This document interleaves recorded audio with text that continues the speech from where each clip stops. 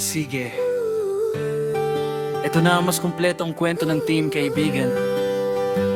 Kasama lahat ng roles. Team Kaibigan, ang pamilyang pinili. Sa isang barangay na puno ng saya at kwentuhan, may isang samahan na kilala sa tawag na Team Kaibigan. Hindi lang sila basta grupo, isa silang pamilya na pinagbuklod ng tiwala at pagmamahalan. Pinamumunuan ito ni President Jobre, isang leader na matapang at laging inuna ang kapakanan ng bawat miyembro. Sa kanyang tabi ay si Vice President Elia, ang babaeng may malasakit at laging handang umalalay sa oras ng pangangailangan.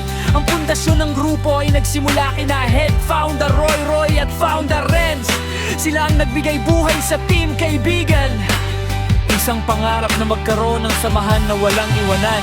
Sa likod ng maayos na samahan, nariyan ang masisipag na admin. Sa likod ng maayos na samahan, nariyan ang masisipag na admin. Sa admin siya hanin at tahimik, pero mapagkalingan. Admin Jogri na masayahin at nagbibigay ng good vibes, at Admin Nika na organisado at laging handa sa kahit anong gawain. Gabay naman nila si Advisor Alben na parang kuya ng grupo, laging nagbibigay ng payo at direksyon, at si Editor Ben, ang malikaing isipan na gumagawa ng mga alaala ng team sa pamamagitan ng mga larawan at kwento. Masaya ang bawat araw ng Team Kaibigan. May tawanan, kulitan at walang sawang bonding. Pero isang araw may dumating na pagsubok. Nagkaroon ng hindi pagkakaunawaan sa loob ng grupo. Unti-unting nagkahiwalay ang loob ng ilan.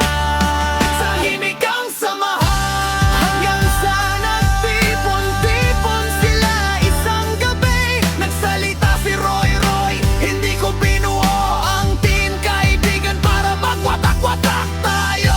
Sinundan ito ni Elang, hindi tayo perpekto, pero kaya nating ayusin basta magtitiwala tayo sa isa't isa. Tumayo si Jobre at nagsabi, kung pamilya ang tingin natin dito, hindi tayo susuko. Isa-isang nagsalita ang bawat miyembro, may umiyak, may humingi ng tawad at may nagpatawad. Doon nila naalala kung bakit nila pinili ang isa't isa. Simula noon mas tumibay ang kanilang samahan. Natutunan nilang ang tunay na lakas ng Team Kaibigan ay hindi sa pagiging perpekto, kundi sa kakayahang magpatawad at magtulungan. At sa bawat laban ng buhay, dala-dala nila ang isang pangako, walang iwanan kahit anong mangyari.